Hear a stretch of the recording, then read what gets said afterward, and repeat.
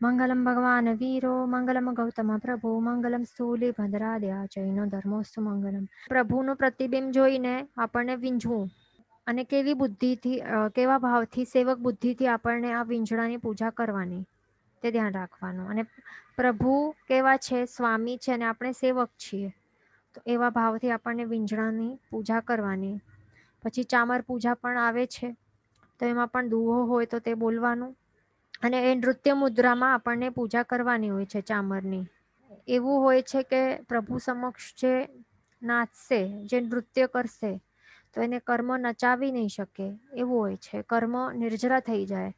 બીજું એવા પણ ભાવો કરવાના કે જેવી રીતે આ ચામરની દસ્યુઓ જેવી રીતે નીચે ઝૂકીને, પ્રભુ સમક્ષ નીચે ઝૂકીને જેવી રીતે ઊંચે ઉઠે છે, તો તેવી જ રીતે આ ચામર પૂજા દ્વારા હું પણ આપને વંદન કરીને, આપની સેવા પૂજા કરીને હું પણ ઉર્ધ્વ ગતિએ જઈને, એટલે ડાયરેક્ટ સિદ્ધ ગતિએ હું પહોંચી શકું, સિદ્ધ સ્વરૂપે હું પણ બિરાજમાન થઈ શકું. એવા ભાવથી આપણને આ ચામર પૂજા કરવાની હોય.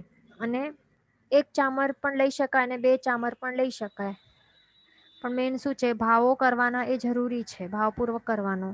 અને પોતાના ચામર લઈ આવીએ ઘરથી તો એ પણ શ્રેષ્ઠ હોય, ઉત્કૃષ્ટ હોય. એટલે આ બધા દ્રવ્ય જે દેખાય છે, દ્રવ્ય પૂજા જે પણ, એ બધી સામગ્રી આપણે પોતાની આપણે લઈ આવીએ ઘરથી, એ પણ ઉત્કૃષ્ટ મેટલ્સથી કે રત્નથી, સોના ચાંદીથી બનેલા હોય, તો આપણને એના અનુરૂપે આપણને એવા ભાવો આવે. અને જો ઉત્કૃષ્ટ ભાવો આવશે તો આપણને ફળ પણ ઉત્કૃષ્ટ એ પ્રાપ્ત થશે, એ ધ્યાન રાખવાનું. એક ક્વેશ્ચન આવેલું હતું લાસ્ટ ટાઈમ કે ભગવાનનું કે ગુરુ ભગવાનનું photos which are printed in patrika, calendar, books, what should we do of them? They cannot be disposed. તો આપણને શું કરવાનું, આવા જે એવા હાર્ડ કોપીઝ હોય ને, જેમાં આવા પ્રભુના ફોટો, તો એવા લેવાના જ નહીં. કારણ કે આવી રીતે પછી આપણે લઈએ બધા પત્રિકા હોય તો પછી, કે બુક્સ હોય કે કેલેન્ડર, એ બધું હોય, પછી એ કેલેન્ડરને આપણે ડિસ્પોઝ ઓફ કરીએ, એમ જ ફેંકી દઈએ, ત્યાં રદ્દીમાં વેચી નાખીએ, તો એ નહીં ચાલે ને, કે પાપ લાગે આપણને. એટલા માટે તે નહીં કરવાનું. નોર્મલ જે ન્યૂઝપેપર હોય ને, તો એ પણ આપણે આ કરીએ ને, રદ્દીમાં વેચી નાખીએ, તો પછી એ પૈસા જે આવે પછી, તો એ પણ થાય તો શું કરવાનું, જ્ઞાનના ભંડાર હોય ને, જ્ઞાનનું ભંડાર, એમાં એ નાખવાના પૈસા. પણ પ્રભુના ફોટાવાળા હોય, માર્સેલના ફોટાવાળા હોય, તો તેને પછી ફેંકી એવી રીતે વેચી નહીં નાખવાના જેમ તેમ. એટલે આપણને શું કરવાનું, લેવાનું જ નહીં ને પહેલાથી. અને બીજું, ફર્સ્ટ ઓફ ઓલ, જે પ્રિન્ટ કરનારા હોય, જે એડ્સ આપે, તો તે તો આપણે જ છીએ ને, તો આપણને જેવા એડ્સ આપવાના નહીં, એવા પ્રિન્ટ નહીં કરાવવાના. હમણાં આપણે જોયું હશે કે હમણાં ગુરુ ભગવાન તો શું કરવા લાગ્યા છે, જે પણ આમંત્રણ પત્રિકાઓ હોય છે, તો એમાં માત્ર આકાર હોય છે, ત્યાં એમાં પ્રભુના ફીચર્સ ડ્રો કરવામાં નથી આવતા, આંખ વગેરે બધું ફીચર્સ નથી આવતા, માત્ર બહારનું એક એવું આકાર હોય છે. તો એવી રીતે કંઈક કરી શકાય છે. આપણને એવું પ્રિન્ટિંગ જ નહીં કરાવવાનું, એ ધ્યાન રાખવાનું. બરાબર ને? તો પછી ડિસ્પોઝલની પછી સમસ્યા નહીં આવે. અને જો એવું બધું આવે તો શું કરવાનું, આપણા પાસે હોય તો સંભાળીને પછી મૂકી દેવાનું કબાટમાં, પછી સાચવવાનું ઘરમાં જ. ફોટોઝ હોય ને પ્રભુના, ફેંકવાના નહીં, પછી પાપ લાગે એટલા માટે. પછી અહીંયા ક્વેશ્ચન છે કે how to dispose of old torn katasana. તો જે સાધુ સાધ્વીજી ભગવંત હોય ને, તો તેઓ શું કરતા હોય, એમના આસન હોય ને, જે અથવા તો એમના કામડી હોય, તો તે પહેરીને શું થાય, ફાટી જાય. અને પછી એટલે ફાટી જાય અને પછી યુઝ કરવા લાયક ન હોય, તો પછી એનું પછી બીજું કંઈક બનાવી દેતા હોય છે. જેમ કે મોટી એવી કામડી હોય વુલન, તો એની પછી એના આસન બનાવી દે, સંથારો બનાવી દે.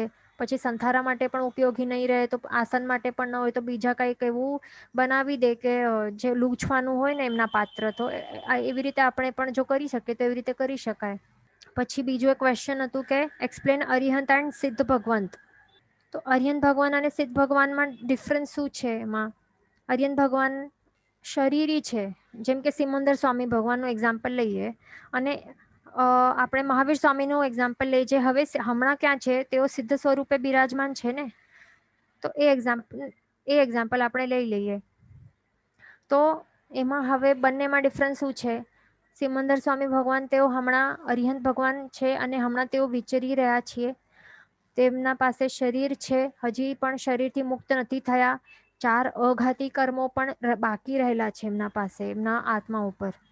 માત્ર 4 ઘાતી કર્મોને જ એમને ક્ષય કર્યું છે. પણ જે હમણાં સિદ્ધ સ્વરૂપી ભગવાન છે કે કોઈ પણ સામાન્ય કેવલી ભગવાન જે પણ સિદ્ધ બન્યા છે, તો તેઓ કેવા છે? અશરીરી છે, અરૂપી છે, સિદ્ધ સ્વરૂપે બિરાજમાન છે. સિદ્ધના બધા જ ગુણો એમનામાં પ્રગટ થઈ ગયા છે. એટલે અનંતા ગુણો વાળું એમનું આત્મા પોતાના સાચા સ્વરૂપમાં આવી ગયો છે. તેમના પાસે 4 ઘાતી કર્મ પણ નથી અને 4 અઘાતી કર્મ પણ નથી. બધા 8 કર્મોથી તેઓ રહિત બની ચૂક્યા છે, સિદ્ધ ભગવાન. બરાબર. પછી હમણાં સિદ્ધ ભગવાન પાસે તો શરીર નથી, એના કારણે શરીર રિલેટેડ એમને કાંઈ પણ પ્રોબ્લેમ્સ થતા નથી. એટલે કે જન્મ મરણની કાંઈ પણ વ્યાધિ નથી થતી, ન તો એમના આહાર નિહાર ને કાંઈ પણ નથી. શ્વાસોશ્વાસ, આયુષ્ય, જન્મ જરા મરણ કાંઈ પણ નથી. બરાબર. અક્ષય સ્થિતિ તેઓ પામી ચૂક્યા છે અને અવ્યાબાધ સુખ પામી ચૂક્યા છે. અને કોઈ પણ પ્રકારની બાધાઓ જ એમને નડતી જ નથી, અંતરાયો આવતા જ નથી શરીર રિલેટેડ કાંઈ પણ. પણ અરિહંત ભગવાનને કેવું છે? હજી પણ શરીર છે ને, તો એના કારણે એમને આહાર નિહાર કરવું પડે છે, શ્વાસોશ્વાસ લેવા મૂકવા પડે છે. બરાબર. એટલે હજી સુધી તેઓ પ્રવૃત્તિમાન છે. કેવા છે? પ્રવૃત્તમાન છે. એટલે યોગ જે છે, હજી પણ યોગ તે નાશ નથી થયો. મન વચન કાયા રૂપી જે યોગ છે, હજી સુધી એમનો નાશ થઈ શક્યો નથી અરિહંત ભગવાન માટે. બરાબર. તો તેના કારણે તેમને કેવા શાતાવેદનીય કર્મ તેઓ એનું બંધ થતો જાય છે સમય સમયે, એવું હોય છે. પણ સિદ્ધ ભગવાન માટે કેવું? તેઓ એક પણ કર્મનું બંધ તેમને થતું નથી, કારણ કે તેઓ અશરીરી બની ગયા છે અને સંપૂર્ણ કર્મ રહિત બની ગયા છે. એટલે ધ્યાન રાખવાનું, એ ડિફરન્સ છે બંનેમાં. એક ક્વેશ્ચન હતું અષ્ટમંગલના માટે કે આલેખ્યા પછી બીજા ભગવાનની પૂજા થાય કે નહીં? આપણને નહીં કરાય. એ સેમ ચંદનથી નહીં કરવાનું, પ્રભુની પૂજા નહીં થાય. એટલા માટે પછી કોઈ ભગવાન રહી જાય તો પછી એમના માટે અલગ ચંદન લઈ લેવાની અને એનાથી પૂજા કરવાની. એ ધ્યાન રાખવાનું. આ સૌથી લાસ્ટમાં કરવાનું, આ અષ્ટમંગલ ત્યારે હોય સાચે. પણ કોઈના પાસે ટાઈમ નથી, કોઈને બધા પ્રમાદી છે, આપણે બની ગયા છે, અને કોઈને ડ્રો કરતા આવડતું પણ નથી, કોઈને અષ્ટમંગલના નામ પણ નથી ખબર, અષ્ટમંગલ શું છે તે પણ નથી ખબર. એટલા માટે શું ત્યાં આ પાટલો જ મુકાયેલું છે. બધા દેરાસરમાં એવું સ્ટાર્ટ થઈ ગયું છે, આવી રીતે પ્રચલનમાં આવી ગયું છે. એટલા માટે ત્યાં પછી શું કરવાનું? ચંદનની આંગળીથી આવી રીતે આલેખન કરવાનું. ત્યાં એના ઉપર આકારો ઉપર, જેમ કે આપણે પોતે ડ્રો કરી રહ્યા છીએ ને, તો એવી રીતે ડ્રો કરવાનું. જેમ કે કાંઈ નથી પાટલા ઉપર, પણ આપણે ડ્રો કરી રહ્યા છીએ, એવી રીતે એ આકાર એના ઉપર ડ્રો કરવાના આંગળીથી. બરાબર. એ ધ્યાન રાખવાનું. એકદમ ડિટેલમાં આપણે નહીં કરશું, માત્ર બહારનો આકાર પણ કરી લઈએ ને તો પણ ચાલે. એ ધ્યાન રાખવાનું. આવી રીતે આલેખન કરી લઈએ પછી પ્રભુ સમક્ષ ધરવાનું આપણને, અને ભાવો પણ ભાવવાના. ઓકે. તો હવે આપણે આ બધું જોઈ લીધું. અષ્ટપ્રકારી આપણે જોઈ લીધા. આપણે જ્યારે પણ અષ્ટપ્રકારી પૂજા કરીએ તો ત્યારે આપણે એક એક પૂજાનો આપણે દુહો બોલીએ, પછી 27 ડંકા વગાડીએ ને, અથવા તો 27 ટાઈમ્સ ઘંટ વગાડીએ, તો ત્યારે આપણને શું ભાવના ભાવવાની હોય? આમ ખાલી મજા માટે ન હોય. 27 ડંકા જ્યારે વાગતા હોય તો ત્યારે આપણા માટે એક શું છે? આ ડંકા વગાડે એટલે આપણા આત્માને જગાડવા માટે આ છે. શું છે આ? જે 27 ડંકાઓ વગાડતા હોય ને, તો ત્યારે આખા દેરાસરમાં સંભળાય ને, તો જેને પણ સંભળાય તો એ બધાના આત્માને જગાડી નાખવા માટે આ 27 ડંકા વગાડતા હોય છે, 27 ટાઈમ્સ. આપણે શું કરી રહ્યા છીએ? આ બધી દ્રવ્ય પૂજા કરવા આપણને એ જ લાઈફ ટાઈમ નથી કરતા રહેવાનું. દ્રવ્ય પૂજા, આ દ્રવ્ય પૂજા કરવા દ્વારા આપણને શું કરવાનું છે? અહીંયા સુધી અટકી નથી જવાનું, પણ આપણને સંપૂર્ણ ભાવ પૂજાનો જ અધિકાર મને પ્રાપ્ત થાય. એટલા માટે આપણા આત્માને જગાડવા માટે 27 ટાઈમ્સ ડંકા વગાડવાના હોય છે. આપણને આ સંપૂર્ણ ભાવ પૂજાના અધિકાર આપણે અધિકાર મળે તો એનું મિનિંગ શું થાય છે? કે જે સાધુ જીવન છે ને, તો તે આપણને પ્રાપ્ત થાય, ચારિત્રની પ્રાપ્તિ થાય. તો એવા ભાવથી આપણે આ ડંકા વગાડવાના છે. અને 27 એટલા માટે કારણ કે સાધુ ભગવંતના ગુણ છે 27, તો તે આપણને પ્રાપ્ત થાય. તો જાઓ આપણે ચારિત્ર સ્વીકારશું આ દ્રવ્ય, તો પછી આપણને એ દ્રવ્ય પૂજા પછી ક્યારે કરવાની જ નહીં રહેશે. આપણે જોયું છે ક્યારે પણ સાધુ સાધ્વી જે ભગવાન દ્રવ્ય પૂજા કરતા હોય નહીં કરે ને, ડાયરેક્ટ માત્ર ભાવ પૂજા કરે. એટલા માટે સંપૂર્ણ અધિકારી એમને કહેવાયેલા છે ભાવ પૂજા કરવા માટે. બરાબર. એટલા માટે આ દ્રવ્ય પૂજા કરતા ટાઈમ આપણને 27 ડંકા વગાડવાના હોય કે મને જલ્દીથી સાધુ જીવનની પ્રાપ્તિ થાય, સાધુના 27 ગુણોની પ્રાપ્તિ થાય અને હું જલ્દીથી આ બધા દ્રવ્યોનો ત્યાગ કરીને સંપૂર્ણ ભાવ પૂજાનો અધિકારી બની શકું. એટલા માટે હોય છે. હા બરાબર. અલર્ટ કરવા માટે. હા, તો આ આત્માને જગાડવા માટે, અલર્ટ કરવા માટે આ ડંકા વારંવાર હોય છે. દરેક અષ્ટપ્રકારી પૂજા બાદ હોય છે ને, વારંવાર હોય છે. તો એટલા માટે હોય છે, ધ્યાન રાખવાનું. અને એવા ભાવો પણ ભાવવાના આપણને. પછી આપણે આ બધી પૂજા થઈ જાય આપણી અષ્ટપ્રકારી, પછી શું કરવાનું છે નેક્સ્ટ હવે પ્રોસિજરમાં આપણને, પછી આપણે ભાવ પૂજા સ્ટાર્ટ કરવાની હોય તો એ પણ કેવી રીતે, પહેલા તો 3 વખત નિસીહી બોલવાની હોય છે. પછી ખેસથી આપણને જ્યાં બેસવાનું હોય તો ત્યાં પહેલા ભૂમિની પ્રમાર્જના કરવાની, પણ બહુ ખાસ જરૂરી છે. કેટલા જણ એમ જ બેસી જતા હોય, એવું નહીં કરવાનું. ઉપયોગપૂર્વક એટલે જ્યાં આપણે પ્રમાર્જના કરીએ ત્યાં નજર હોવી જોઈએ, દૃષ્ટિથી પણ પડી લેહણ, અને સાથે જે આપણો છેડો છે છેડાથી પણ પડી લેહણ પ્રમાર્જના કરવી બહુ જરૂરી છે. એ ખાસ ધ્યાન રાખવાનું. અને 3 ટાઈમ્સ કરવાનું. એટલા જ માટે જે પણ પુરુષો જે પેન્ટ શર્ટમાં આવતા હોય અથવા તો જે ગર્લ્સ જે વેસ્ટર્નમાં આવતી હોય તો એ પછી કેવી રીતે કરશે, એ નહીં કરી શકે ને. આ વિધિ કેવી રીતે કરી શકે પછી? પ્રમાર્જના કર્યા વગર તો બેસાય જ નહીં ને, પાપ લાગે. આ તો વિધિમાં જ છે, 10 સ્ત્રીકનો એક ભાગ છે, ઇમ્પોર્ટન્ટ ભાગ છે પ્રમાર્જના કરવાનો. તો એ તો પછી નહીં થાય. તો આશાતના તો થાય ને, 10 સ્ત્રીકનું પાલન નહીં કરશું તો. એટલા માટે જે પણ પુરુષો માત્ર પેન્ટ શર્ટમાં આવે તો એમના માટે ખાસ ખેસ ધારણ કર્યા વિના તો આવી જ નહીં શકાય. કારણ કે ખેસ ધારણ કરવું એ તો એ શેમાં આવે છે, આપણે પહેલા જોયું હતું 5 અભિગમમાં આવે છે ને. 5 અભિગમમાં આવે જ છે, ખેસ ધારણ કરવું કમ્પલસરી છે પુરુષો માટે.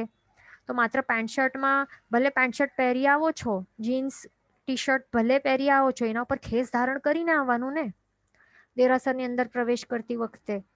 અને જે પણ ગર્લ્સ હોય, જે પણ વેસ્ટર્ન પહેરીને આવતી હોય દર્શન માટે, તો તેઓ પણ એક ચુન્ની લઈ, એક દુપટ્ટો લઈ લેવાનો. દુપટ્ટાથી પછી શું કરી શકાય, આવી રીતે પ્રમાર્જના કરી શકાય, નહીં તો નહીં ચાલે. અને એમને પણ માથે ઓઢવાનું જ હોય છે. ભલે વેસ્ટર્ન ભલે પહેરી આવી, એમ તો એ નહીં પહેરવું જોઈએ, પણ છતાં પણ વેસ્ટર્ન પહેરીને જો દર્શન કરવા માટે જે પણ આવતા હોય તો એમાં પણ પ્રોબ્લેમ નથી. ભલે આવતા પણ એટલીસ્ટ દુપટ્ટો હોય એ ધારણ કરી લેવાનો. એટલે મસ્તક છે તો એને ઢાંકી લેવાનું, એ જરૂરી છે. અહીંયા આપણને ફોટોમાં દેખાય છે. તો આવી રીતે આપણે કરી લેવાનું. આંખો ખોલીને જે પણ પુરુષો આવી રીતે ખેસ હોય ધારણ કરેલો હોય, તો ખેસ પણ નાનકડો એક રૂમાલ જેવું ન હોવું જોઈએ. ખેસ પણ ખોલે તો આખો મોટું આવું હોવું જોઈએ. તો એનાથી પ્રોપરલી શું થઈ શકે, આવી રીતે 3 વખત છેડાથી ભૂમિ પ્રમાર્જના કરવાની ક્રિયા કરતા પહેલા, અને પછી બેસવાનું. અને ટ્રાય કરવાનું કે જ્યારે પણ આપણે ખમાસમણા આપીએ તો ત્યારે પણ આવી રીતે જે 17 સંડાસ હોય 17 ટાઈમ્સ, તો તે પણ કરીએ તો પણ સારું. તો વિધિ પરફેક્ટ કહેવાશે, નહીં તો નહીં. એ ખાસ ધ્યાન રાખવાનું. પછી આખી ચૈત્યવંદન આપણને ભાવપૂર્વક કરવાનું. ચૈત્યવંદન વિધિ એટલે ભાવ પૂજા આપણી ખૂબ જ ભાવપૂર્વક કરવાનું. કહેવાય છે કે ચૈત્યવંદનથી મોક્ષની પ્રાપ્તિ થઈ શકે છે, એવું તાકાત છે ચૈત્યવંદનમાં. બરાબર. એટલે ચૈત્યવંદન કરતી વખતે ખૂબ જ ભાવપૂર્વક કરવાનું. અહીંયા ત્યાં આપણું ધ્યાન હોવું જ ન જોઈએ. ત્રિદિશી વર્જન ત્રિકનું પણ અહીંયા પાલન કરવાનું હોય છે. પછી આપણે એ પણ જોયું ને, જે અવસ્થાઓ છે, 3 પ્રકારની અવસ્થાઓ છે, તો એનું પણ ચિંતન કરવાનું. રાજ્યાવસ્થા વગેરે જે પણ પદસ્થ અવસ્થા, પિંડસ્થ અવસ્થા, એ બધું પ્રભુની બધી અવસ્થાઓ, રૂપસ્થ અવસ્થા, એ બધી અવસ્થાઓનું ચિંતન કરતા કરતા આપણને ચૈત્યવંદન આખું કરવાનું છે. અને ચૈત્યવંદનના સૂત્ર જે પણ આપણે બોલી રહ્યા છીએ, તો પણ એનું મિનિંગ વિચારીને મનમાં એ ચાલતું હોવું જોઈએ, તો ફાયદો છે. નહીં તો બધું ચૈત્યવંદન એ માત્ર દ્રવ્ય પૂજા ટાઈપ જ થઈ જશે. એટલે દ્રવ્યથી બોલી લીધા, ખાલી માત્ર ઉચ્ચારણો કરી લીધા, એ પણ ગડબડવાળા ઉચ્ચારણો, મિનિંગની કંઈ આપણને ખબર નથી, શું કરી રહ્યા છે એનું સમજણ નથી, શું કરી રહ્યા છે એનો ઉપયોગ પણ નથી, અને બસ થઈ ગયું અને ભાગી ગયા, તો એવું થઈ જશે. એટલે એ ભાવ પૂજા પછી ભાવ પૂજા જ નહીં કહેવાશે, કારણ કે ભાવ પૂજામાં ભાવ જ નહીં હતા. એટલા માટે ખાસ ધ્યાન રાખવાનું કે ચૈત્યવન એટલે આ ભાવ પૂજા જે છે ને બહુ જ ઇમ્પોર્ટન્ટ છે. તો એ પ્રોપર ભાવપૂર્વક કરશું તો જ એ ભાવ પૂજા ગણાશે, નહીં તો એમ જ આપણે અનંતા ચૈત્યવંદન કર્યા હશે આટલા ભવચક્રમાં, છતાં પણ આપણો હજી સુધી કાંઈ થયો નથી, મોક્ષપદની પ્રાપ્તિ થઈ નથી. એટલા માટે વિચારી લેવાનું કે આપણે શું કમી રહી ગયેલી છે. ચૈત્યવંદન કરતા માત્ર કેટલા 20 મિનિટ લાગતા હશે, 15-20 મિનિટ્સ લાગતા હશે, તો શાંતિપૂર્વક કરવાનું. જે સ્તવન આવે છે એ પણ બહુ ઇમ્પોર્ટન્ટ હોય છે. સ્તવન એવું બોલવાનું કે જે બાય હાર્ટ હોય, તો આપણે ખૂબ જ ભાવપૂર્વક આપણે બોલી શકીએ પ્રભુના દર્શન કરતા કરતા. તો એવી રીતે ધ્યાન રાખવાનું, બાય હાર્ટ કરી લેવાના ઘરમાં. પછી એ બધું થઈ જાય પછી શું કરવાનું, આપણને યથાશક્તિ કોઈ પણ પચખાણ લઈ લેવાનો. મિનિમમ નવકારશી તો લઈ લેવાનું જ, નવકારશીથી તો બીજું કાંઈ ઓછું ચાલે જ નહીં. એટલે નવકારશી તો લઈ જ લેવાનું, બધા પચખાણો જે પણ હોય તો તે લઈ લેવાના. અને પછી જ્યાં ઠેકાણેથી આપણે જે લીધું હોય તો તે બધા ઠેકાણે મૂકી દેવાના, બધા જે પણ ઉપકરણો હોય છે તે. અને જો ચોખા બધા અહીંયા ત્યાં પડી ગયેલા હોય બધા ગેધર કરીને પછી યોગ્ય જગ્યાએ મૂકી દેવાના. પછી શું કરવાનું, ઘંટનાદ કરવાનું આવે છે. તો હવે આપણે એન્ટ્રી જ્યારે કરી જિનાલયમાં ત્યારે કેટલા ઘંટનાદ 3 ટાઈમ્સ કર્યા હતા ને. એન્ટ્રી ટાઈમ એન્ટર કરતી વખતે આપણે 3 ટાઈમ્સ ઘંટનાદ કર્યું હતું. તો હવે બહાર નીકળતી વખતે આપણે કેટલી વખત કરવાનું હોય? 3 ટાઈમ્સ ન હોય, હવે 7 ટાઈમ્સ હોય. કેટલી વાર? 7 ટાઈમ્સ હોય છે. તો એ કેવા ભાવોથી, જે 7 ભયો હોય ને, 7 પ્રકારના ભય, તો એના નાશ થાય એના માટે આપણને જિનાલયથી નીકળતા ટાઈમ 7 ટાઈમ્સ ઘંટનાદ કરવાનું હોય.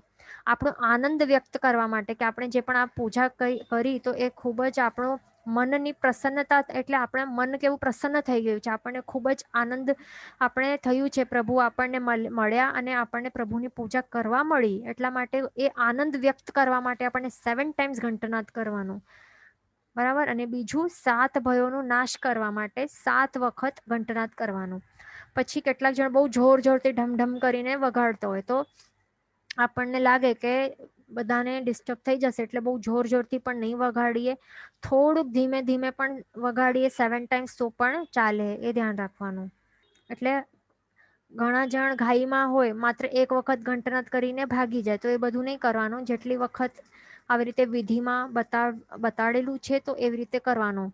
પછી નીકળતી વખતે કેવી રીતે નીકળવાનું, પ્રભુને પૂઠ આપીને ભાગી જવાનું, એવી રીતે કરવાનું કે આપણું તો થઈ ગયું, હવે જે પણ હતું તે થઈ ગયું, કામ પતી ગયું, તો હવે પૂઠ બતાડીને ભાગી જવાનું. તો એવું ક્યારે નહીં કરાય, ખૂબ જ પાપ લાગે, આશાત ના લાગે.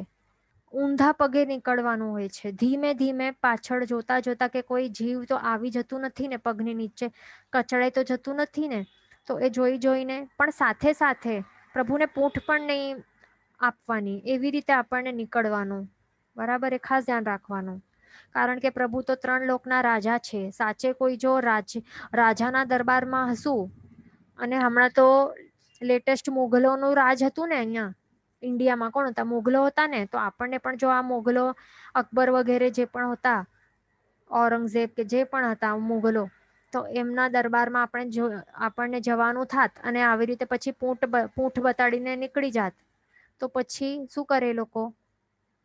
સીધો નાખી દે ને, ત્યાં જ પકડી લે. કેવી રીતે અનાદર કર્યું અમારા રાજાને, અમારા બાદશાહને. પછી તો ત્યારે તો આપણે ડરીને બરાબર જે પાલન કરવું હોય તો પ્રોટોકોલ બરાબર પાલન કરીએ, ત્યાં રિસ્પેક્ટ આપીએ બરાબર, એ બધું આખો ઝૂકીને 3 વખત સલામી આપે, બધું કરીએ ત્યાં. તો અહીંયા તો આપણા 3 લોકના નાથ છે ને, તો ત્યાં તો ઓટોમેટિકલી થઈ જવું જોઈએ. આપણામાં એટલું એ પ્રકારનું બહુમાન ભાવ તો નેચરલી હોવું જ જોઈએ ને, સહેજતાથી જ. તો એ થોડી પ્રિટેન્ડ કરવાનું કે એટલે એક્ટિંગ થોડી કરવાની છે. આપણા સાક્ષાત પ્રભુજી બિરાજમાન છે ને, 3 લોકના નાથ છે, એ જ આપણા તારણહાર છે. આપણે જો આપણા મનમાં એવું હોય કે તેઓ જોતા નથી, પથ્થરની પ્રતિમા છે, જો એવું જ સાચે મનમાં હશે ને, તો જ આપણે પૂંઠ બતાડીને ભાગતા હશું બહાર. કારણ કે સાચે જ આપણને ફીલ થતું જ નથી કે સાચા ભગવાન છે, બધું આપણું એક્ટિંગ ચાલી રહી છે. તો એ જ સમજાશે ને પછી, જો આપણે પૂઠ બતાડતાશું. એટલે આ વિચારવા જેવી વાત છે. જો આપણે સાચે સાચે માનતા હોઈએ ને કે આપણા જ્યાં 3 લોકના નાથ છે, કાંઈક સાચું રિસ્પેક્ટ હશે ને પ્રભુ સમક્ષ, બહુમાન ભાવ હશે ને, તો ક્યારે નહીં થાય. સહેજતાથી જ એવી રીતે પૂંઠ જ નહીં બતાડે, ઓટોમેટિકલી એકદમ પ્રોપરલી એકદમ વિધિપૂર્વક જ આપણે ત્યાં બધું કરીએ, ત્યાં વાતચીત પણ નહીં કરીએ, અહીંયા ત્યાં જોઈએ પણ નહીં. એટલે આ વિચારી લેવાનું કે આપણે શું કરી રહ્યા છીએ, બરાબર. એટલે ધ્યાન રાખવાનું. પછી બહાર નીકળીને પછી ત્યાં ગપ્પા મારવા ત્યાં બેસી નહીં જવાનું. જ્યાં કમ્પાઉન્ડ હોય ત્યાં સીટ્સ હોય ને, તો ત્યાં શું કરે, ત્યાં બેસી જાય. પછી અહીંયા ત્યાંની વાતો કરે, ઓલા એના વિશે, તેના વિશે, આ શ્રાવિકા શ્રાવકના વિશે ચાલુ થઈ જાય. એનું ખબર પડી, આવું આવું થયું, એનું ખબર પડી. એ બધું અહીંયાના ત્યાં શું કરે, વાતચીતો કરવા બેસી જાય. તો એ બધું દેરાસરના કમ્પાઉન્ડમાં બેસીને કરશું ને તો બહુ પાપ લાગશે, વિચારી લેવાનું. એ બધું દેરાસરના કમ્પાઉન્ડમાં બેસીને નહીં કરાય. દેરાસરના ઓટલા પર બેસીને ત્યાં માત્ર 12 નવકાર ગણીને પછી ઉઠીને નીકળી જવાનું. અથવા તો ત્યાં બેસીને પ્રભુના માત્ર શિખરના દર્શન કરવા હોય તો દર્શન કરતા બેસવાનું. ત્યાં જાપ કરી શકાય, ત્યાં નવકાર મંત્રનું જાપ કરવા માટે બેસી શકાય. એટલે પૂજાનો જે આનંદ હોય તો તે માણવા અથવા તો વાઘોડવા ત્યાં બેસી શકાય ઓટલા પર. અથવા તો આંખ બંધ કરીને પ્રભુનું સ્મરણ કરી શકાય. હવે તો આપણે બહાર છીએ એટલે આંખ બંધ કરીને પ્રભુ સ્મરણ કરી શકાય, અથવા તો શિખરના દર્શન કરીને ત્યાં બેસી જવાનું શાંતિથી. પણ બીજે નકામી વાતચીતો નહીં કરવાની, એ ધ્યાન રાખવાનું. આ આપણી બધી પૂજા થઈ ગઈ. પછી બાકી શું રહી ગઈ? આરતી મંગલ દીવો બાકી રહી ગયું. હા, પછી અહીંયા ગુરુ મહારાજને અહીંયા શું આવે છે લાસ્ટ પોઈન્ટ, કે ત્યાં ઉપાશ્રય હોય બાજુમાં તો ત્યાં તો અવશ્ય પછી જવાનું. ગુરુ ભગવંતને ત્યાં ગુરુવંદન કરી લેવાનું અને એમને વિનંતી પણ કરી લેવાની વહોરાવવા માટે આપણા ઘરમાં. એ ધ્યાન રાખવાનું. અને આપણા પાસે ગરમ પાણી અવેલેબલ હોય તો એ પણ એમને કહી દેવા, એમને વિનંતી કરી લેવાની. અને સાંજે પણ આપણે ચોવિહાર કરતા હોઈએ તો એની પણ જાણ કરી દેવાની. નવકારશી ચોવિહાર કે તપ કંઈ આપણું ચાલતું હોય તો તે કહી દેવાનું. તો પછી શું કરે, ગુરુ ભગવાન ત્યાં વહોરાવવા માટે ત્યાં કન્સિડર કરી શકે આપને ત્યાં વહોરાવવા માટે. એટલા માટે એ બધું કહી દેવાનું, બરાબર. અને બીજું કંઈ પણ ખપ હોય તો તે પણ પૂછી લેવાની, દવાની કે કંઈ બીજી ચીજ વસ્તુની, એ બધું પૂછી લેવાનું. એ ખાસ ધ્યાન રાખવાનું. અને અહીંયા પણ ખાલી હાથે નહીં જવાનું. ત્યાં પણ આ હોય ને ગુરુ પૂજન હોય તો તે કરી લેવાનું, બરાબર. પછી આ બધું થઈ જાય પછી આપણે આરતી મંગલ દીવાની જે સાંજની પૂજા છે તો તે બાકી રહી ગઈ છે તો તે પણ આપણને સાંજે આવીને કરી લેવાની. સાંજે ક્યારે થતી હોય? મોસ્ટલી પહેલાના સમયમાં સૂર્યાસ્ત પહેલા જ દેરાસરનું માંગલિક કરી દેતા હતા. હમણાં બધું લેટ થોડુંક થાય છે, પણ પહેલાના સમયમાં એવું હતું, સાંજની પૂજા એટલે 5:30, 6 વાગે બધું થઈ જાય અને દેરાસરનું માંગલિક કરી દેતા હતા પહેલાના સમયમાં. પણ હમણાં બધું આપણા કન્વિનિયન્સ મુજબ આપણે જ આ બધું લંબાવી નાખ્યું છે, બધું લેટ થાય છે બધું. પણ આવી રીતે જે આરતી મંગલ દીવો હોય તો આપણને શું કરવાનું, આરતી ઉતારવાની હોય. આપણે બધા દ્રવ્યો ચડાવીએ ને, બાકીના આપણે અષ્ટપ્રકારીમાં આપણે શું ફળ ચડાવ્યું, નૈવેદ્ય ચડાવી, બધું ચડાવ્યો ને. પણ આ આરતી મંગલ દીવો તે આરતી ઉતારવાની હોય ને, બરાબર. શા માટે ઉતારવાની? એવું શા માટે કે આપણે કહેતા હોઈએ કે આરતી ઉતારો? હવે આરતી જે વર્ડ છે ને, શું છે આરતી? તો એ કયા વર્ડથી બનેલું છે? અર્તી. આ વર્ડથી. અર્તી એટલે કે શું? દુઃખ. એટલે દુઃખ ઉતરવાની જે પ્રક્રિયાને આરતી કહેવાય છે. એટલે અર્તી શબ્દથી આરતી શબ્દ બન્યો છે.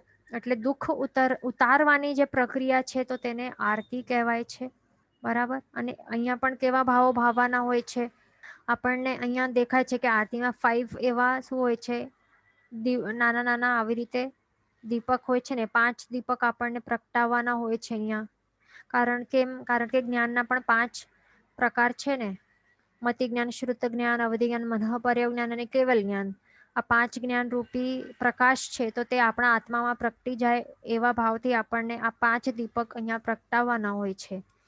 બીજું અહીંયા આપણને શું દેખાય છે? અહીંયા એક સ્નેક દેખાય છે, સર્પ દેખાય છે ને, તો આ પણ એક ઇમ્પોર્ટન્ટ ભાગ છે આરતીનો. આ કોઈ પકડવાની વસ્તુ નથી કે આવી રીતે આરતી અહીંયા પકડીને પૂજા આરતી ઉતારવાની હોય કે કંઈ ડિઝાઇન નથી. ડિઝાઇનમાં બીજું કોઈ પણ એનિમલ્સ બનાવી શકતા હતા ને, અહીંયા સર્પ જ શા માટે છે? કારણ કે અહીંયા અને એમ પણ અહીંયા દેખાય છે કેવું ડરેલું લાગે છે. અહીંયા ડરીને ઊભું રહી ગયેલું છે. અહીંયા જે 5 અહીંયા જ્ઞાનરૂપી દીપક અહીંયા પ્રગટ્યા છે ને, તો આ શું છે?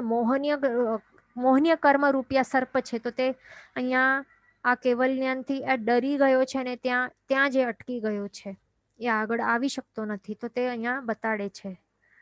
બરાબર. અહીંયા સમ્યક જ્ઞાન રૂપી જે 5 દીપકના પ્રકાશથી આ સર્પ કેવું છે? સર્પ હોય ને, સ્નેક્સ નોર્મલી શું એ આગથી ડરતા હોય, એ ડરી જતા હોય. તો એના જ માટે અહીંયા સર્પ એ મોહનીય કર્મ રૂપી સર્પને અહીંયા ડ્રો એટલે આવું કાર્વિંગ કરેલું છે, આવું ઘડેલું છે અહીંયા. બરાબર, તે ધ્યાન રાખવાનું. એટલે આ આગળ વધી જ શકતો નથી. એવું પાવર છે આ સમ્યક જ્ઞાન રૂપી, આ સમ્યક જ્ઞાનની આવું આ પાવર છે. પછી બીજું પછી આપણે આરતી જ્યારે ઉતારતા હોઈએ તો ત્યારે આપણે ક્લોકવાઇઝ ડિરેક્શનમાં આપણે ગોલ ફેરવતા હોઈએ ને, એટલે કેવી રીતે આવર્તમાં ફેરવતા હોઈએ ને, આવર્તોમાં, રાઉન્ડ્સમાં ગોલ ગોલ. તો ત્યારે આપણને કેવા ભાવોથી ઉતારવાની કે સંસારનો જે ભ્રમણ છે ને મારું અનાદિકાળથી ચાલુ છે, તો તે મારું સ્ટોપ થઈ જાય અને મને હવે આ ભ્રમણ બંધ કરવાનું છે અને સિદ્ધ શિલા ઉપર મને સ્થિર થવાનું છે. એવા ભાવોથી આપણને આ આરતી ઉતારવાની, એ ધ્યાન રાખવાનું. અને આરતી ઉતારતી વખતે આપણે જે નાક છે ને, નાસિકા, તો એનાથી નીચે જ હોવું જોઈએ. કેટલાક જણ એટલું ઊંચો ફેરવતા હોય ને, નાકથી પણ ઊંચો જતો હોય, ત્યાં ઉપર ઊંચો હાથ કરીને ફેરવતા હોય, તો એવું નહીં ચાલે. નાક છે ને આપણી નાસિકાથી ઊંચો ન જવું જોઈએ, નાકથી નીચે હોવું જોઈએ. અને જે અહીંયા આપણી નાભી છે ને, તો નાભીથી નીચે ન જવું જોઈએ. આ આવર્તો જે આવર્ત કરતા હોઈએ ને, રાઉન્ડ્સ ફેરવતા હોઈએ ને ક્લોકવાઇઝમાં ડિરેક્શનમાં, તો તે નાભીથી ઉપર હોવા જોઈએ અને નાસિકાથી નીચે. આટલા એરિયામાં જેટલા ફેરવવાનું એટલું ફેરવી શકાય છે. પણ ઊંચા હાથ કરીને બહુ નહીં ફેરવવાનું, કે કેટલાકનું ત્યાં બાળકો પહોંચી નહીં શકે એટલા માટે બહુ નીચે ફેરવતા હોય નાભીથી નીચે, તો એ પણ નહીં ચાલે. એ ખાસ ધ્યાન રાખવાનું. અહીંયા ક્વેશ્ચન છે કે how many times we should round this aarti. તો એવું ના હોય, એવું કાંઈ આપણને કાઉન્ટ જ નહીં કરવાનું હોય. માત્ર ત્યાં ભાવના આપણે જે કહીને, આ ભાવના જ ભાવવાની હોય છે કે કેવલ જ્ઞાન રૂપી પ્રકાશ છે, તો તે મારા આત્મામાં પ્રગટી જાય. મોહનીય કર્મ રૂપી જે સર્પ છે, તો એ શું થાય? એ હારી જાય અને એ આપણા આત્મા ઉપરથી એનો નાશ થઈ જાય. તો એવા ભાવો ભાવવાના. અને બીજું શું? સંસારના ભવભ્રમણ મારું અટકી જાય, સિદ્ધશિલા ઉપર હું સ્થિર થાઉં. બસ એવા જ આ જ ભાવો ભાવવાના, બીજું કંઈ નહીં. કંઈ કાઉન્ટિંગ નહીં કરવાની, બસ. બરાબર, એટલે એ ધ્યાન રાખવાનું. બીજું, આરતી ઉતારનાર જે શ્રાવક છે, તો તેને સાફો પહેરવાનું. ખેસ ન હોય તો એ નહીં ચાલે, ખાસ ધ્યાન રાખવાનું. ખેસ તો બહુ જ ઇમ્પોર્ટન્ટ છે, અભિગમ છે. તો એમ પણ ધારણ કરવાનું જ હોય. પણ આજના ટાઈમમાં કોઈ આ ફોલો કરતા પણ ન હોય, એટલા માટે પછી પૂજારીજીને રાખવું પડે છે દેરાસરમાં ત્યાં ખેસ ને ચુંદડીઓ. પછી જે આરતી ઉતારનાર જે લાભાર્થી છે, જે પેન્ટ શર્ટમાં આવેલા હોય, તો એ પેન્ટ શર્ટ વાળાને પછી આપે, ખેસ ધારણ કરાવે. તો એ સારું લાગે. પોતાનું લઈ આવવાનું ને પોતપોતાનું પહેરવાનું. બધા જેન્ટ્સ જ કરતા હોય કે લેડીઝને કહે કે બહેનો માથે ઓઢો, પણ લેડીઝ તો ફોલો કરે છે, પણ આજના ટાઈમમાં જેન્ટ્સ આજે ખેસનું ધારણ કરવાનું છે. જેટલું લેડીઝ માટે ઇમ્પોર્ટન્ટ છે ને મસ્તક ઉપર આવી રીતે ઓઢવાનું, એટલું જ ઇમ્પોર્ટન્ટ આ છે ખેસ ધારણ કરવાનું. ભલે જો અહીંયા શ્રાવકે શું પેન્ટ શર્ટ પહેર્યું છે ને, તો એના ઉપર ખેસ આવી રીતે ધારણ કરેલી છે. જેટલું લેડીઝ માટે ઇમ્પોર્ટન્ટ છે, એટલું જ ઇમ્પોર્ટન્ટ સેમ આ જેન્ટ્સ માટે છે. પણ જેન્ટ્સને કોણ કહેશે? બરાબર, એટલા માટે પોતાને સમજી લેવાનું. એટલા માટે જેન્ટ્સને પણ આ જરૂરી છે. અને સાફો ભલે ત્યાં જે પૂજારી જે આપતો હોય તો તે ભલે પોતાનું ન હોય સાફા બધા પાસે, કાંઈ વાંધો નહીં. એટલીસ્ટ ખેસ તો અભિગમ છે. 5 અભિગમમાંથી એક અભિગમ છે, એટલે વિચારો કેટલું ઇમ્પોર્ટન્ટ હશે. નહીં પહેરશું તો કેટલી આશાતના થશે, વિચારવા જેવું છે. માત્ર આરતી ઉતારનાર માટે નથી આ, જે પણ દેરાસરમાં પગ મૂકે છે પુરુષો, બધા જ માટે કમ્પલસરી છે ખેસ. પૂજાના પૂજાના કપડામાં તો હોય જ ખેસ, તો એના માટે નહીં. જે પૂજાના કપડા વગર છે, પેન્ટ શર્ટ વાળા છે, ટી શર્ટ જીન્સ વાળા છે, એમને એ પોતાનું લઈ આવવાનું. કોટનનું તો કાપડ હોય, સિમ્પલ ફોલ્ડ કરીને ધારણ કરવાનું, શું હોય એમાં. એટલે એ સ્ટાર્ટ કરવાનું. પોતાના જે પણ બાળકો હોય ઘરમાં, તો એમને એ પહેરાવીને જ એટલે બતાડી નાખવાનું કે કેવી રીતે ફોલ્ડ કરીને આપી દેવાનું. પછી દેરાસરથી બહાર ધારણ કરીને પછી જ એન્ટર કરવાનું જિનાલયની અંદર. અહીંયા ક્વેશ્ચન આવે છે કે ગુરુ ભગવંત પાસેથી પણ પચખાણ લેવાના હોય છે ને? હા, તો હા, પચખાણ પહેલો તો આપણે સૌથી પહેલા સવારમાં પ્રતિક્રમણ ના ઉઠતા જ આપણે પહેલા લઈ લઈએ ફટાફટ. અને પછી જો પ્રતિક્રમણ આપણે કરવા માટે ટાઈમ પર બેસી જતા હોય તો પ્રતિક્રમણમાં લેવાનું હોય પહેલું પચખાણ. પછી દેરાસરમાં પ્રભુ સમક્ષ હોય, પછી ત્રીજું ક્યાં હોય? ગુરુ ભગવંતના મુખેથી. તો એવી રીતે લેવાના હોય છે અલગ અલગ વખતે પચખાણો. પછી બીજું એક ધ્યાન રાખવાનું કે આપણે આજકાલ જ્યારે પર્યુષણ મહાપર્વ વગેરે કાંઈ પણ થતા હોય કે કોઈ પણ ફંક્શન્સ હોય ને દેરાસરમાં, ઇવેન્ટ્સ કાંઈ પણ હોય, તો ત્યાં દેરાસરનું ડેકોરેશન્સ પણ કરતા હોય ને, બહુ સરસ એવા ડેકોરેશન કરતા હોય, તો તે કરવાનું એકદમ બેસ્ટ, ઉત્તમ દ્રવ્યથી જેટલી શક્તિ હોય એટલી ભક્તિ એવી રીતે કરવાની, એવા સારા સારા ડેકોરેશન્સ કરવાના.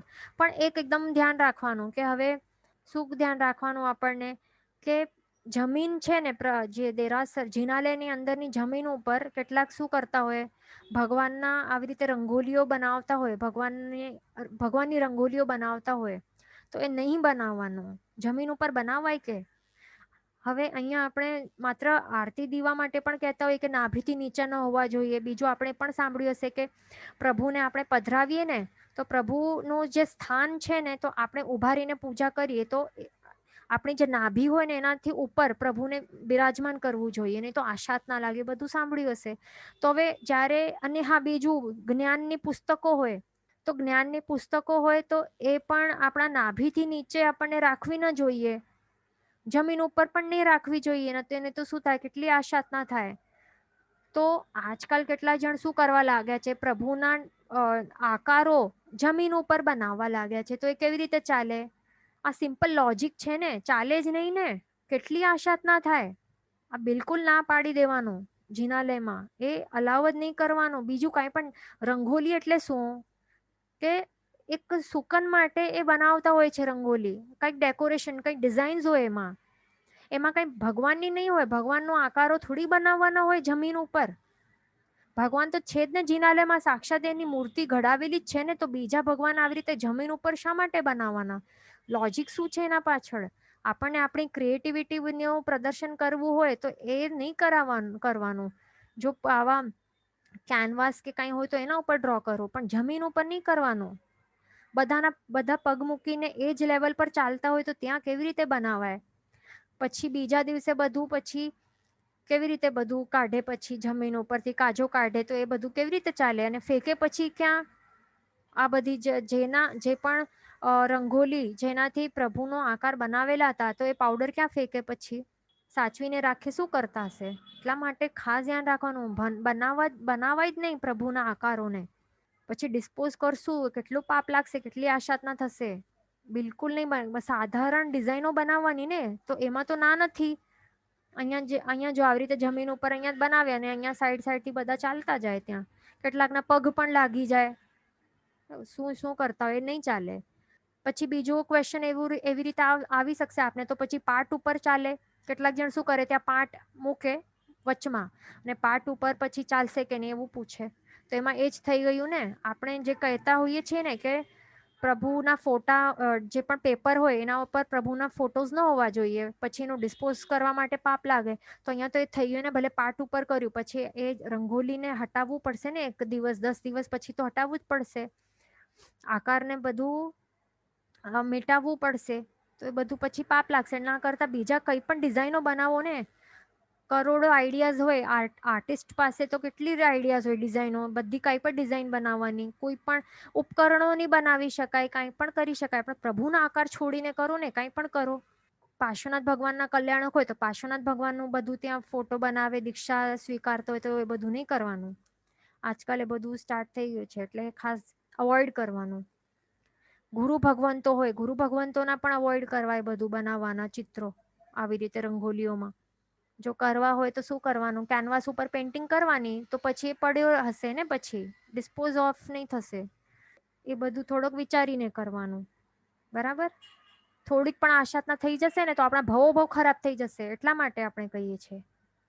એટલે માત્ર એક, ઠીક છે, એટલે આ વિચારવાનું. પછી બીજું એ પણ ધ્યાન રાખવાનું કે લાઈનમાં આપણે ઊભા હોઈએ, તીર્થ સ્થળોમાં આપણે જઈએ અને લાઈનમાં આપણે ઊભા હોઈએ ત્યારે લેડીઝોના શું થતા હોય, શ્રાવકોના તો મને ખ્યાલ નથી, પણ લેડીઝોના ઝઘડા ચાલતા હોય લાઈનમાં કે અહીંયા હું હતી, અહીંયા તે હતી, મારી ભાભી છે, હું જાણું છું, એવું ખોટો ખોટો કઈ ખોટું જૂઠ બોલીને પણ આવી જતા હોય ને વચવચમાં. આપણે બધું કેટલાક જણે કર્યું હશે અને કેટલાક જણે આવો એક્સપિરિયન્સ પણ કર્યું હશે ને વચમાં. એટલે તો એ બધું નહીં કરવાનું. આપણે તીર્થ સ્થળમાં આપણે શા માટે જઈએ છીએ પાલી, આ બધું મેઇનલી ક્યાં થાય છે, આપણા રોજના દેરાસરમાં ન થાય. આપણા ગામનું જે દેરાસર હોય ને, જ્યાં ગામમાં આપણે રહી ગામ કે સિટી જ્યાં આપણે રહેતા હોઈએ, તો ત્યાંના દેરાસરમાં કોઈ કરતું ન હોય ઝઘડા. ત્યાં તો બધા જાણતા હોય છે ને, ત્યાં તો બધા શાંતિથી કરતા કરીને જાય ઘરે રોજનું રોજ. પણ આ બધું ક્યાં કરે, ખાસ ક્યાંય ન કરે, પણ પાલીતાણા જેવા આવા મહાતીર્થના સ્થળોમાં ત્યાં કરે. વિચારો, આપણે ત્યાં બધું ભૂલી જઈએ કે ક્યાં પણ આપણે ક્યાં બીજે કે આપણે પાપ કરશું ને, તો એ બધા પાપ કર્મો આપણે તીર્થ સ્થળમાં આવીને ખપાવી શકશું. પણ એ જ આપણે ભૂલી જઈએ કે તીર્થ સ્થળમાં કરેલા પાપ ક્યાં પણ આપણે એનું ક્ષય નહીં કરી શકશું. એ બધા ભોગવવા જ પડશે. એ જ આપણે ભૂલી જતા હોઈએ અને ત્યાં આપણે બરાબર ઝઘડા કરીએ. ત્યાં કોઈક વચમાં આવી ગયો તો આવવા દો ને, શું થઈ ગયું. આપણો ત્યાં પરોપકારિતાનો ગુણ છે તો તે ક્યાં ગયું. ત્યારે જ એ આવરણ એના ઉપર શા માટે આવી જાય છે, ત્યારે તે શા માટે પ્રગટતું નથી.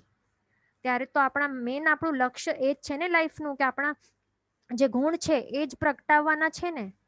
તો ત્યારે ગુણ પ્રગટાવવાના. આ બધા જે મેન આવા ટાઈમ આવે ને, તો ત્યારે જ આપણા ગુણ પ્રગટાવવાના ને. ત્યારે જ આવૃત નહીં કરી લેવાના ગુણો.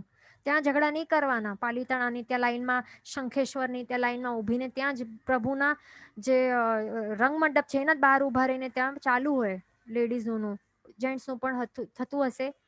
એટલે જેનું પણ થતું હોય છે ત્યારે એ નહીં કરવાનું. અને કેટલાક લેડીઝ ખોટું બોલીને બધું માયા કરીને, ચીટિંગ કરીને, ઓવરટેક કરીને આવી જાય. તો બધું કરશું અને એની અંદર અનુમોદનાના ભાવો ચાલતા કે કેટલું સરસ મેં કર્યું, કેવી ચાલાકી કરી કે આટલો પાછળ હતી અને અહીંયા આગળ આવી ગઈ. ને ખૂબ એ જે એ કરે છે ને કૃત્ય, માયા કરે છે ને, એના ઉપર એને અનુમોદનાના ખૂબ ખૂબ અનુમોદનાના ભાવો કરતા જાય. તો એનાથી શું થશે, એનાથી કઈ એના પુણ્ય કર્મ બંધાશે નહીં, થશે ને. જે માયાનું સેવન કરે છે, આ કષાયનું સેવન કરે છે, તો એનાથી એના ગાઢ એવા પાપ કર્મોનો બંધ થશે. કારણ કે એની અનુમોદના પણ ચાલી રહી છે એના અંતરમાં, ને એ પણ તીર્થ સ્થળમાં ત્યાં ઉભા રહીને આ બધું ચાલે છે. એટલે વિચારી લેવાનું કે શું થશે આપણું. પછી માયા કરશું ને તો એવા જ ભવો મળશે આગળ, એવા માયાવી તિર્યંચોના ભવો મળશે. પછી ત્યાં માયા જ કરવાની આખા એ તિર્યંચના ભવમાં. એટલે ખાસ ધ્યાન રાખવાનું. આપણે લેટ આવીએ તો પાછળ જઈને ઉભા રહી જવાનું. પ્રામાણિકતાથી આપણને આપણું લાઈફ એ જીવવાનું છે. જૂઠ બોલીને આપણે જલ્દીથી પૂજા કરી લેશું, આપણું ફર્સ્ટ નંબર આવી જશે ત્યાં પૂજા કરવા માટે, તો એનાથી શું થશે, આપણને કાંઈ ફળ મળવાનું નથી. આ કાંઈ કોમ્પિટિશન ચાલે છે કે કોણ ફર્સ્ટ પૂજા કરી દીધી, એમાં કઈ કોમ્પિટિશન ચાલે છે કે શું છે, એ આપણે બધું ભૂલી જઈએ. ત્યાં એ ખાસ તીર્થ સ્થળમાં જ આવીને આપણે બધું ભૂલી જતા હોઈએ. મેન તો આપણને પ્રભુ પૂજાનું સાચું ફળ શું છે એ જ ભૂલી જઈએ છીએ. સાચું ફળ શું છે કે પ્રભુ જેવા જ ગુણ આપણામાં આવે એ જ પ્રાપ્ત કરવાના છે ને. આત્માનું સાચો સ્વરૂપ એ જ પ્રગટાવવાનું છે. તો આત્માનું સાચું સ્વરૂપ શું છે, આ જ ગુણો છે ને. ગુણ છે આ, ગુણ છે ને પરોપકારિતાનો, પછી સરળતાનો, માયા નહીં કરવાનો, આ જ તો ગુણો છે, એ જ પ્રગટાવવાના છે. તો ત્યાં લાઈનમાં પ્રગટાવવાના છે આપણને. ત્યાં આપણને બીજા સમજો કે આપણે આ બધું નથી કરતા, બીજા કોઈ આવીને કરે છે તો એટલે વચમાં આવી જાય છે તો આવવા દેવાનું. ત્યાં આપણું જે ક્ષમા નામનું ગુણ છે તો ત્યાં પ્રગટાવવાનું ને. સહનશીલતાના ગુણ ત્યાં પ્રગટાવવાનું. આપણને ત્યાં ક્રોધ નહીં કરવાનું, ક્ષમા કરી નાખવાની, એના ઉપર આવવા દેવાનું જેને આવવાનું હોય. આપણને શું વિચારવાનું, આટલી વખત સુધી આપણને ત્યાં ઊભા રહીને આપણને પ્રભુના જિનાલયમાં આપણને ત્યાં ઊભા રહેવા મળ્યું છે. નહીં તો ફર્સ્ટ આપણને મળી જાત સૌથી પહેલા તો ફટાફટ પૂજા કરીને આપણે નીકળી જાત ને. ઓછી વખત જ આપણને ભક્તિ કરવા મળે ત્યાં. તો આપણને પોઝિટિવ વિચારવાનું. બીજા આપણને સામેથી કોઈ વૃદ્ધ હોય ને તો એને આગળ જવા દેવાનું કે જાઓ આપ કરી લો કરી લો. કે કોઈ તપસ્વી હોય કે કોઈ નાના બાળકવાળા હોય, એકદમ નાના બાળકવાળી હોય કોઈ સ્ત્રીઓ, જવા દેવાનું આગળ. ત્યાં જ આપણને મેન તો ગુણ જ પ્રગટાવવાના છે ને. મેન આપણું મુખ્ય ઉદ્દેશ એ જ છે, પોતાના ગુણ પ્રગટાવવાના છે મોક્ષ પ્રાપ્ત કરવા માટે. અને મોક્ષની અવસ્થાનું નામ શું છે? સંપૂર્ણ ગુણ પ્રગટ થઈ ગયા તો એ જ અવસ્થાને મોક્ષ કહેવાય છે ને. બીજું શું છે મોક્ષ? અને આપણે કહીએ આપણને મોક્ષ પ્રાપ્ત કરવાનું છે તો મોક્ષ એટલે શું? બધા ગુણો પ્રગટાય, આપણા પ્રગટી જાય, એ જ એનું જ નામ મોક્ષ છે. તો એ જ આ બધું છે. એટલે ત્યાં વિચારવાનું આપણને આ બધું. બરાબર? એટલે દ્વેષ ને ક્રોધ ને ઝઘડા બિલકુલ નહીં કરવાના. બીજું, હવે આપણે આપણું આ જે ટોપિક છે અહીંયા પૂરું થઈ ગયું. હવે આપણે આગળ ટોપિક નંબર 3 ઉપર જશું. હવે આટલા સુધીમાં કોઈને કોઈ ડાઉટ હોય તો આપ પૂછી શકો છો. અને હવે આપણે ટોપિક નંબર 3 જૈન ભૂગોળ એટલે કે જૈન જ્યોગ્રાફી, હવે એ આપણે સ્ટાર્ટ કરશું. તો એમાં શું છે? વિશ્વ દર્શન 14 રાજલોકનું. તો આ ટોપિક છે. હા, તો એ આપણને શા માટે ભણવાનું છે? આ લોક દર્શન, વિશ્વ દર્શન, 14 જે લોકનું દર્શન કરીને આપણને શું ફાયદો થવાનું છે? તો એમાં શું કહે છે? શાસ્ત્રકાર ભગવંત કહે છે કે આત્માને ઘણું જ લાભ થાય છે. કેટલાક જણને આવું ક્વેશ્ચન આવે કે આ જ્યોગ્રાફી ને બધું શું છે, ક્યાં શું છે, આ બધું ભણીને શું ફાયદો થવાનું છે? આ બધું અહીંયા આ છે ને અહીંયા ત્યાં છે, દેવલોક અહીંયા છે કે નરકો આટલી છે, કેટલા સમુદ્ર, ક્યાં દ્વીપ છે, ક્યાં પર્વત છે, ક્યાં કૂટ છે, ક્યાં નદી છે, ક્યાં ગ્રહ છે, બધું ભણીને શું મળવાનું છે? તો આજ તો આપણને ભણવાનું છે કે એનાથી જ આપણને ખબર પડશે કે આ 14 રાજલોક જે આપણને એક પેપરમાં આવી જાય છે ને, આટલા પેપરમાં આપણે ડ્રો કરી શકીએ, તે આટલું કઈ નાનકડું એવું નથી. કેટલું વિશાળ છે, કેટલું વિશાળ છે, કેટલી નદીઓ આવે છે. માત્ર એક જંબુદ્વીપનો નકશો આપણે પાકું કરશું ને કે ક્યાં શું છે તો આપણને ચક્કર આવી જશે કે કેટલા એક યોજન પ્રમાણમાં કેટલા શું શું આવી જાય છે. ને કેટલું 1 લાખ યોજનમાં કેટલું બધું શું આવે છે. એટલે કેટલું વિશાળ આ 14 રાજલોક હશે. તો 14 રાજલોક જ આટલું વિશાળ છે તો એમાં આપણે જે કહેતા હોઈએ ને કે ઠાંસીને ભરેલા છે સૂક્ષ્મ જીવો, તો એ પણ કેટલા પ્રમાણમાં હશે? અનંત કેટલા હશે? તો એમાં આપણો નંબર લાગી ગયું છે ને. મનુષ્યમાં મનુષ્ય જન્મને દુર્લભ એવું કહેલું છે તો દુર્લભ એવું મનુષ્ય જન્મની પ્રાપ્તિ થઈ ગઈ. બીજા નંબરનું દુર્લભ એવું આપણને જીન વચન સાંભળવા મળી ગયા. તો હવે ત્રીજો નંબરનું જે દુર્લભ છે સમ્યક દર્શન, એની પ્રાપ્તિ કરવાની છે. એટલે આપણે વિચારો કે 4 સ્ટેપ્સ હોય ને દુર્લભ. આપણે આવા કેટલી ગેમ્સ આપણે રમી હશે કે જેમાં સ્ટેજીસ હોય, એકદમ ડિફિકલ્ટ સ્ટેજીસ પાર કરવાના હોય અને પછી એન્ડ આવે. બરાબર? તો એવા આપણે કેટલા સ્ટેજીસ પાર કરી દીધા છે. વિચારો, પેલું દુર્લભ એવું મનુષ્ય જન્મ મળી ગયું ને, આ ભાવમાં તો મળી ગયું. બીજું દુર્લભ એવું શું મળી ગયું? જીન વચનના એ શ્રવણ કરવા, એ પણ ખૂબ જ દુર્લભ વસ્તુ છે, પણ મળી ગયું આપણને. વિચારો, આ ભાવમાં આટલા 2 સ્ટેપ આપણે સ્ટેજીસ પાર કરી દીધા છે. બાકી રહ્યા 2 સ્ટેજ. વિચારો, એટલે કેટલું બધું આપણે પાર કર્યું છે. એટલે આ લાઈફ એક સાચી એક ગેમ છે. એમાં આપણને એક લક્ષ્યથી આપણને આગળ વધવાનું છે. તો હવે ત્રીજા નંબરનું જે સમ્યક દર્શન છે ને, એ ગુણ એ દુર્લભ છે. હવે એ આપણને એના ઉપર ફોકસ કરવાનું છે. તો હવે આપણને જો આ પ્રાપ્ત કરવું છે તો આપણને આ બધું સમ્યક દર્શનમાં આપણને 9 તત્વોને બધું આપણને જાણવું પડશે. સ્વરૂપ જાણવું પડશે. લોકનું સ્વરૂપ કેવું છે, જીવનું સ્વરૂપ કેવું છે, અજીવનું સ્વરૂપ કેવું છે, લોકનું સ્વરૂપ કેવું છે. અને જો આપણને એના ઉપર શ્રદ્ધા આવશે, આસ્તિક્ય આવશે, આપણામાં આસ્થા આવશે જીન વચન ઉપર, તો પછી આપણને આ સમ્યક દર્શનનું એ જે ગુણ છે પ્રગટ થઈ જશે. આપણને જે ભવ નિર્વેદપણું આપણ છે, સમ્યક દર્શનની પ્રાપ્તિના 5 લક્ષણોમાં એક છે ને નિર્વેદ. એટલે ભવથી કંટાળો આવશે ને ક્યારે આવશે? જ્યારે આપણે આ જોશું ને કે સંસાર કેવું છે, 14 રાજલોકનું સ્વરૂપ કેવું છે, નદી, ગ્રહ, પર્વત શું ક્યાં કેટલા બધા આવેલા છે. ક્યાંક આપણું અહીંયા ત્યાં ભટકી જશું ને પછી અનંતકાળ સુધી ત્યાં જ પછી ભટકવા પડશે. હમણાં આપણે આટલા લકી છે કે આપણને મનુષ્ય જન્મ, જીન વાણી શ્રવણ, આટલા 2 દુર્લભ વસ્તુ મળી ગઈ. આટલી એટલે આપણે ઘણું મહેનત કર્યું હશે એટલે જ માટે મળી છે. તો અહીંયા જ અટકી નથી જવાનું. આખો 14 રાજલોકનું સ્વરૂપ જાણવાનું. પછી ડર લાગશે આપણને, કંટાળો આવશે કે ક્યાં હું ભમીને આવ્યું છું અનાદિકાળથી, અને હવે બસ થયું, હવે મને હજી નથી ભટકવું. અને આ બધું કેવું છે? આ કેવું છે? આ કાંઈ પણ મૂલ્યવાન નથી, તુચ્છ છે.